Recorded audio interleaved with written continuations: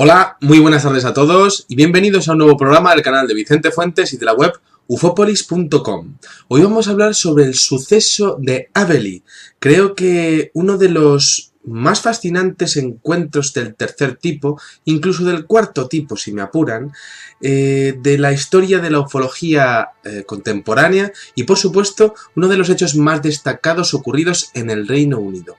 El suceso de Abbey fue la primera abducción británica en el que se recurrió a la hipnosis regresiva para tratar de recuperar los recuerdos prohibidos o, vamos, perdidos de una familia que se encontró con lo imposible, lo desconocido y que de hecho vivió una experiencia totalmente fuera de este mundo.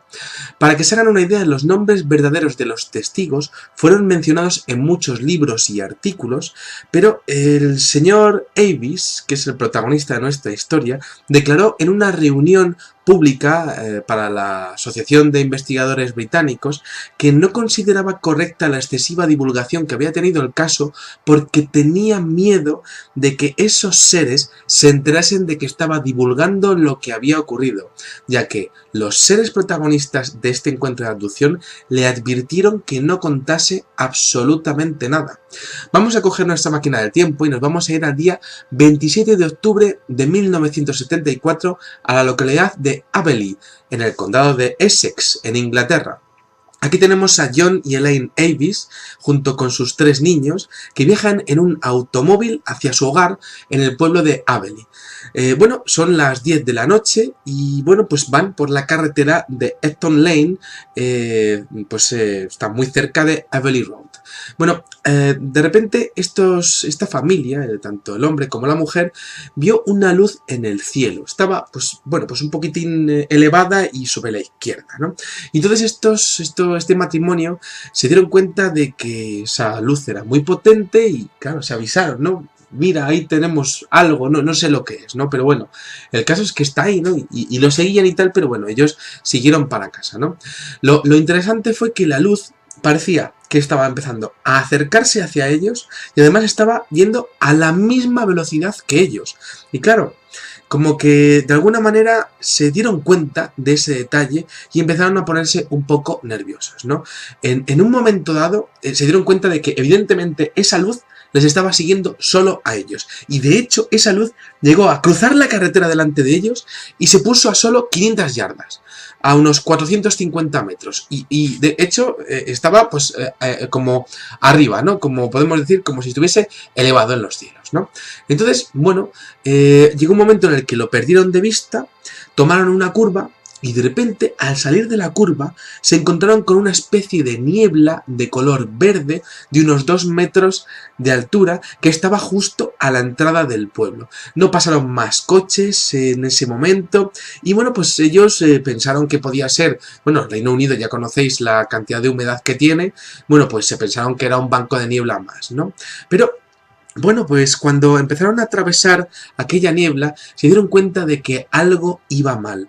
La descripción que hacen ellos era de que estaban dentro de un cono de silencio, una situación que comúnmente se presenta en los casos de abducciones por ovnis, mediante el cual hay como una especie de calma y de silencio que no son naturales y además están rodeando a los testigos, ¿no? Ellos lo llamaron de una manera que a mí me parece increíble, ¿no? Que ellos lo llamaron silencio muerto.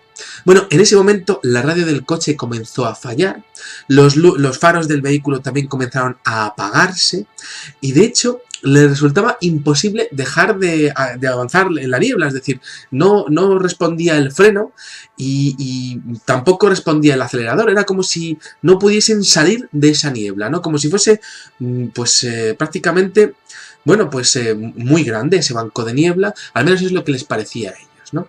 Entonces, luego describieron que el interior de esa niebla había mucha luz, había más luz de lo normal y era por la noche, podemos entender que eran casi las 10 de la noche, pero había mucha luz dentro de esa niebla y también hacía mucho frío. Bueno, pues cuando salieron de esa niebla de color verdoso, la radio del coche comenzó a echar humo y el motor se les apagó y de hecho el vehículo se sacudió violentamente, pero bueno, pues al final consiguieron reanudar la marcha y bueno, pues siguieron camino a casa, ¿no? Uno de los niños estaba despierto, los otros dos niños estaban dormidos, y el caso es que ellos no se habían dado cuenta, pero resulta que Elaine se pensó que habían conducido medio kilómetro cuando habían conducido prácticamente una milla, es decir, 1,6 kilómetros. Algo ya iba mal. Pero esta mujer como que se pensó que se había equivocado ella y dijo, bueno, qué tonterías, ¿no?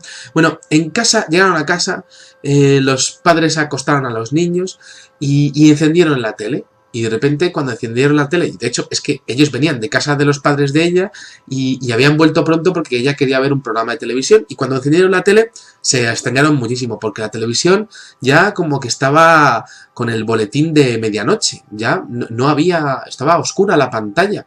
La televisión había cerrado ya su emisión nocturna y entonces claro dijeron, bueno, pero ¿qué hora es? Y entonces miraron los relojes de la casa y descubrieron que era ni más ni menos que la 1:30 de la mañana. Habían perdido casi 3 horas de su vida. Pensaban que iban a llegar a las 10 de la noche y resulta que eran la 1:30 de la mañana.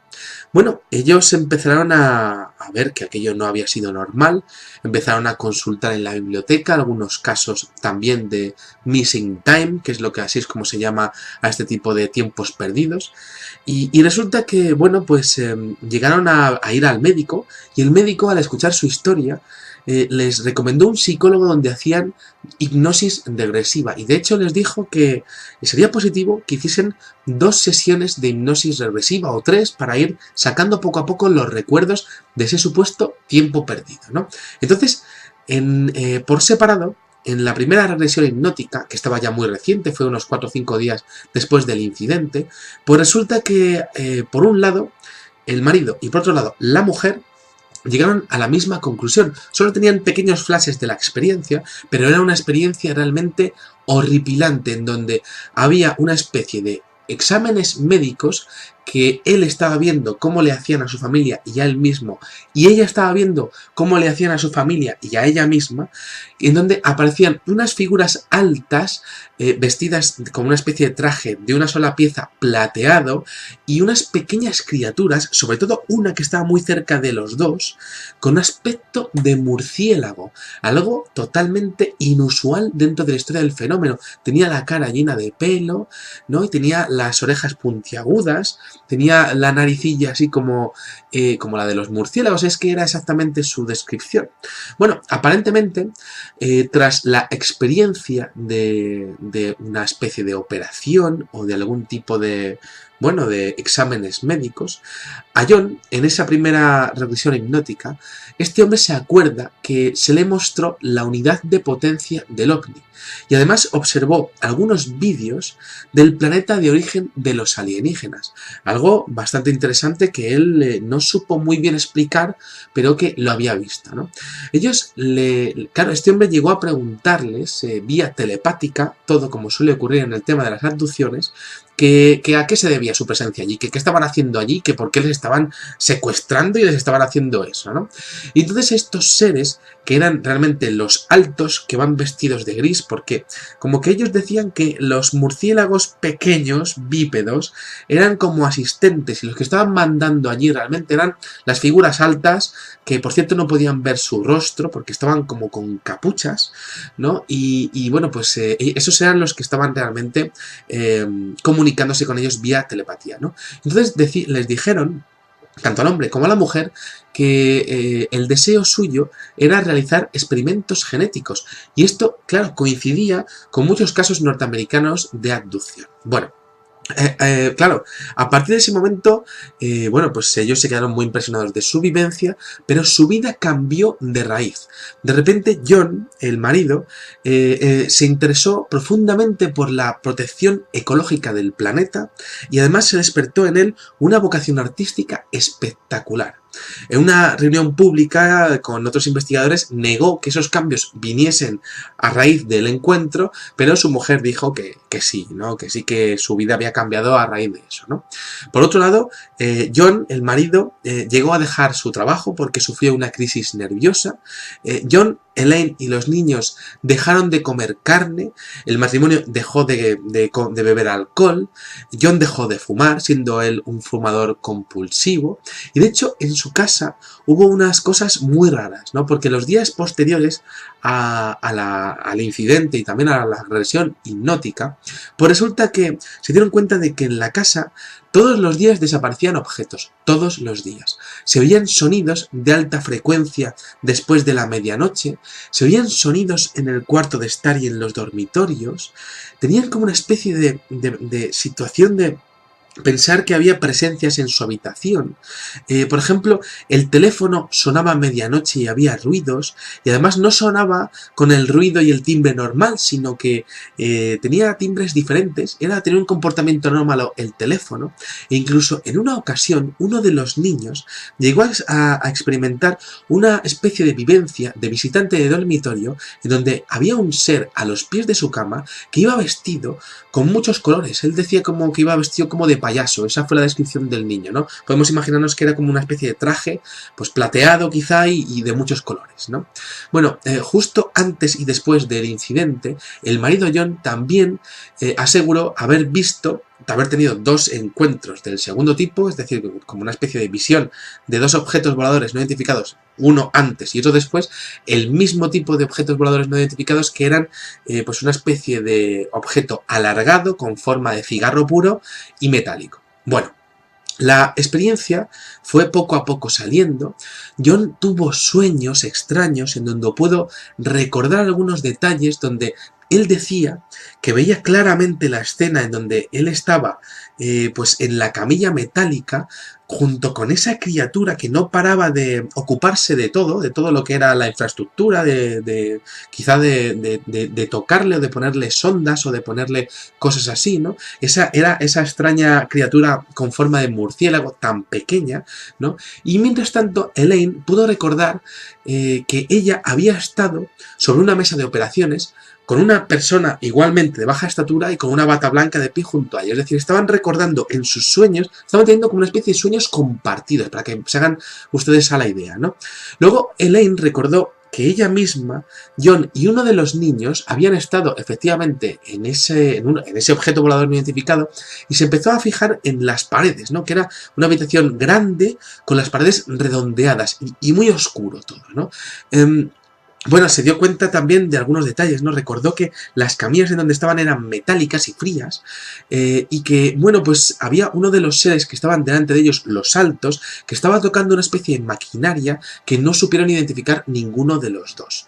Más tarde, John, en la siguiente, pues en la siguiente sesión de hipnosis, recordó con todo lujo de detalles cómo era el ser con forma de murciélago, ¿no? Dio detalles perfectamente definidos de cómo era su cara, de que estaba como apuntando cosas en algo parecido a lo que podríamos denominar como una tableta a día de hoy.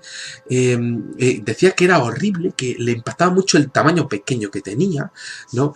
Y bueno, pues otra cosa interesante es que ellos en todo momento de la experiencia estuvieron muy preocupados por sus hijos.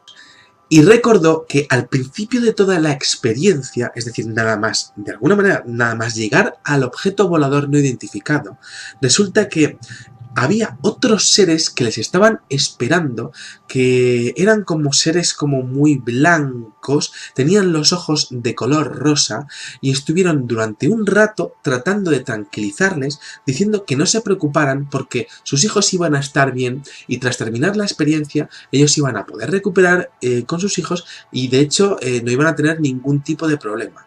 Estos seres les estaban comunicando todo esto pues con telepatía, ¿no? Y es que esto empezó a salir en la segunda sesión de hipnosis regresiva en los dos por separado, ¿no? Y esto es realmente un detalle interesantísimo porque es lo primero que pensaría un padre, ¿no? Es decir, ¿qué está pasando con mi niño? A mi niño lo primero aquí conmigo, ¿no? Bueno, John llegó a preguntarles durante esta segunda regresión hipnótica que de dónde eran y estos seres llegaron a mostrarle una especie de mapa que no pudo llegar a comprender ver quizá por una tecnología holográfica o algo que él no sabía explicar y tampoco supo comprender, ¿no? Lo más importante de la experiencia fue la presencia, una vez más, de estos seres tan pequeños, ¿no? Con esa cara peluda, la nariz, es que ellos se fijaron mucho porque era algo totalmente inusual, ¿no? Y de hecho hacían extraños sonidos, se acordaron los dos por separado en esa segunda sesión de hipnosis que esos seres estaban como gorgojeando, como que eran, como que hacían el sonido del piar de los pájaros, ese era el sonido que hacían a la hora de comunicarse, ¿no? Y además estaban sirviendo sin ninguna duda a las entidades que eran más altas. Bueno, John recordó también en su experiencia el detalle del interior de la niebla, como que pudieron ver una especie de rayo de color blanco que fue el que levantó el coche hacia los cielos, porque él dice que fue abducido todo el coche entero, por eso es lo que veía, lo de ese silencio muerto, ¿no? Que él pensaba que ya podía ser ya el interior de aquel objeto volador no identificado. Bueno, más detalles, este hombre recordó el momento en donde le habían enseñado el sistema de propulsión y entonces observó que era una especie de vórtice magnético, así es como lo define este hombre, John Avey, ¿no? Luego, por otra parte, en las conversaciones telepáticas, este hombre preguntó sobre la razón de la visita de estos seres, además del tema de la genética, y la respuesta fue más que intrigante, ¿no? Porque este hombre como que les dijo, oye, ¿por qué estáis aquí en la Tierra, ¿no? ¿Qué hacéis aquí, no? ¿Estáis visitándonos a nosotros para qué? Y estos seres como que le explicaron que no era una visita. Ellos siempre habían estado aquí, cosa que es curiosísimo, porque es como si dos realidades estuviesen conviviendo juntas, ¿no? Y de alguna manera lo que nosotros entendemos como que es el fenómeno ovni está existiendo y es una manera de que, como si hubiese algún tipo de tecnología en donde esa realidad pudiese tocar a la nuestra, abducir a unas personas y volverla a dejar en nuestro espacio y en nuestro tiempo, ¿no? Bueno, debieron de realizar algún tipo de advertencia de que jamás le contasen nada a nadie porque había, y además había recuerdos que estaban totalmente, bueno, pues ocultos dentro de la experiencia en la mesa de operaciones. Bueno, yo me quedo con que es una experiencia, una abducción con teleportación, es decir, es una abducción y además aparecen más adelante en la carretera. Me quedo con el detalle del interior de la niebla, ese silencio muerto, ese frío, esa luz envolviendo todo el coche, los fallos mecánicos, por supuesto, del coche, ¿no? El rayo que parece envolver al vehículo, que lo levanta entero al vehículo, porque la mujer tiene una visión de que ella misma está viendo cómo está siendo elevada. Luego que la historia va apareciendo poco a poco en los sueños y en sus regresiones hipnóticas. Es como si parte de la experiencia hubiese sido borrada a propósito para no crear ningún tipo de trauma. Y de hecho, hay una especie de silencios dentro de esa historia, ¿no? Hay una especie de recuerdos que se han borrado completamente para no traumatizar, ¿no? Yo siempre he pensado que qué tan traumático tiene que ser algo como para querer borrarlo, ¿no? Preocupándote también por tus víctimas de abducción, ¿no? Por tus secuestrados, pero ¿qué harán para tener que borrar la memoria a tanta gente, ¿no? Luego, los primeros seres que se encargan de tranquilizarlos, ¿no? Y una reacción muy humana, mis hijos lo primero, ¿no? Y que eso es algo muy humano y muy entendible, podemos entender la empatía que podríamos sentir todos con ese matrimonio, ¿no? Y el hecho de que haya unos seres que estén directamente, que su trabajo sea directamente tranquilizar a esos padres, ¿no? Y decirles que ellos tranquilos, que tal, y que no pasa nada, ¿no? Como así ocurrió después, ¿no? Luego que parece que en la experiencia solo hay uno de los críos, porque los otros dos no parece que aparezcan en ningún momento en la experiencia. Y luego están los seres grandes con traje gris, que son los que, pues prácticamente creo que están mandando allí, ¿no? Que no les ven la cara, que son encapuchados, una escena curiosísima. Y luego están esos pequeños murciélagos que están allí, que son como asistentes de enfermería, que realmente me parece algo de una película de terror o de ciencia ficción. Bueno, está el detalle de la conversación de que no era una visita, que ellos siempre habían estado aquí. Y luego yo siempre me lo pregunto, ¿no? ¿Qué tipo de operaciones genéticas estaban llevando a cabo, ¿no? Y por qué a ese matrimonio? ¿Por qué no a mí, ¿no? Y a ese matrimonio, ¿sí? Eso significa que tiene que haber algún tipo de seguimiento. Yo lo he comentado siempre, ¿no? Si estás seleccionando a un sujeto, es porque te interesa ese sujeto, no otro, ese. Tiene que ser ese y su familia, ¿no? Y eso significa que tiene que haber un estudio previo. ¿Y cómo se puede hacer un estudio previo de 7.000 millones de personas? Bueno, me parece algo un enigma, ¿no? Luego, ¿por qué secuestrarlos en la carretera? ¿Por qué esos secuestros en la carretera? Quizá porque son zonas aisladas en donde puedes quizá hacer una campana espaciotemporal, ¿no? Y no se entera nadie. Luego, los sonidos de la casa posteriores a la abducción, la aparición del visitante de dormitorio vestido de payaso en la alcoba de uno de los niños, las desapariciones extrañas de los objetos en la casa, cosa que a lo mejor les puede pasar a ustedes y eso es una cosa bastante normal, ¿no? Decir, ¿dónde he dejado mis cosas, no? O soy un desastre o ya no sé dónde he dejado mis llaves y tal, ¿no? Pero es que a esta familia le estaba pasando que desaparecía todos los días varias cosas y cambiaban de sitio además, ¿no? Y se dieron cuenta, ¿no? Eso es muy, muy curioso, ¿no? Luego, la querencia por el anonimato de toda esta familia, porque vio que el caso despertó la curiosidad de algunos investigadores oficiales de la policía. De hecho, hay casos y de hecho ahí en los informes desclasificados hace años por el gobierno británico aparecen los croquis que se hicieron de este caso, que son realmente increíbles y que ya han visto en alguna de las fotografías de este videoprograma.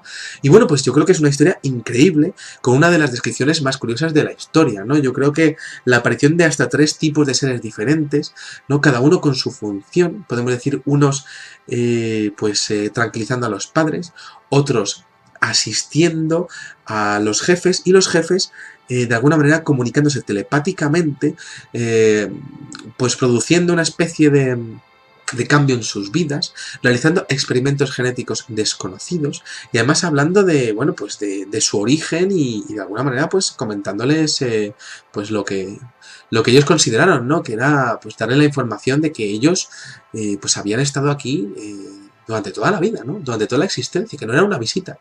Cosa que me parece realmente fascinante y que creo que abre muchos interrogantes dentro del fenómeno OVNI, ¿no? Porque si ellos han estado siempre aquí, bueno, entonces, ¿nosotros qué papel jugamos en la historia de la Tierra?